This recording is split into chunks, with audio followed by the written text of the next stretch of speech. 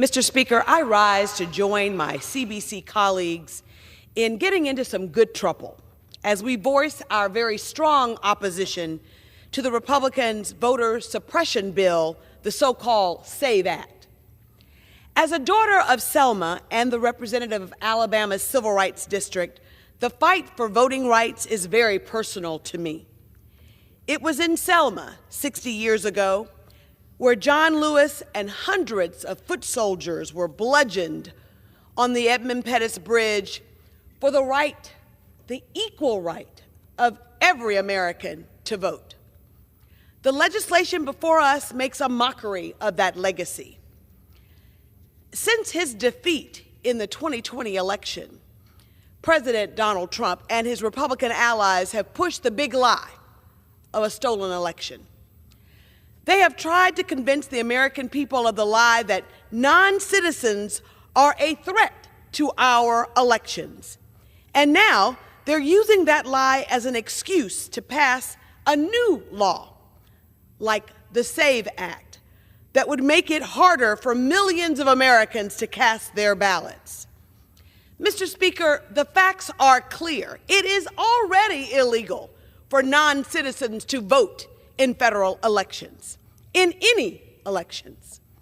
In fact, under current law, non-citizens would face up to 5 years in prison for attempting to vote in federal elections and even risk being deported. In reality, this legislation would purge thousands of eligible voters from the rolls.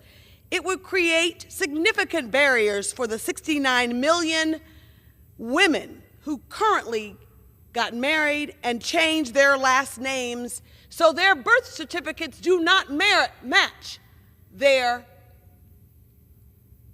marriage certificates.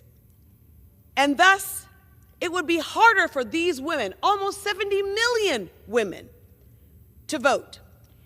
And the 140 million Americans that do not have a passport and those with military IDs and tribal IDs, none of which would be able to prove their birth citizenship. These are not included in the bill as proper forms of ID that will allow someone to show their citizenship.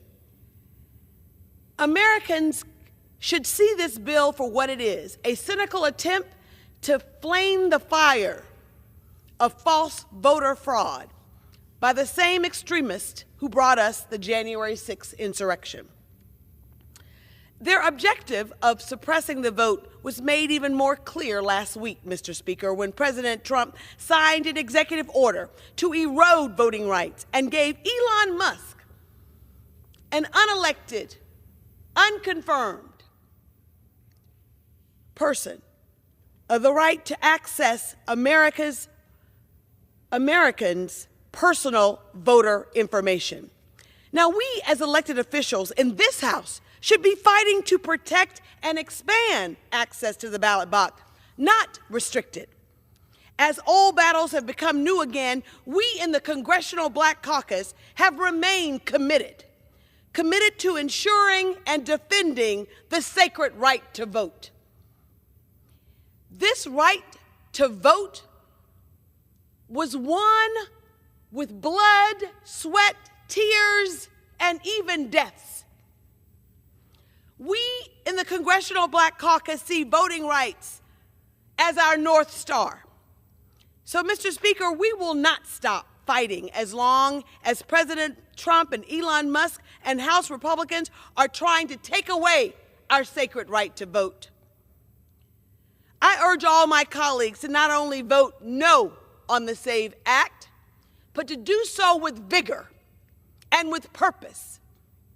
It was John Lewis who said that ours is not the struggle of one day, 1 week, 1 year. Ours is a struggle of a lifetime.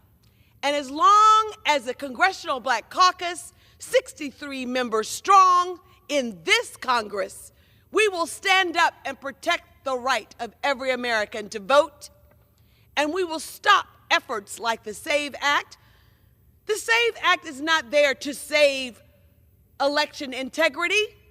The SAVE Act is all about saving Republican seats and Republican elected officials.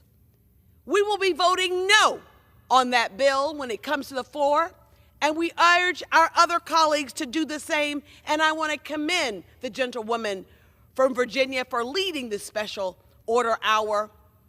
We in the Congressional Black Caucus, we stand on the shoulders of giants. It's now time for us to get off their shoulders and to do our own work, and our own work we will do. In defeating the SAVE Act and for standing up for the legacy of John Lewis and those foot soldiers who marched on a bridge in my hometown for the equal right of every American to vote. As long as we have a voice, the CBC will be standing up for voting rights. And I yield back the balance of my time.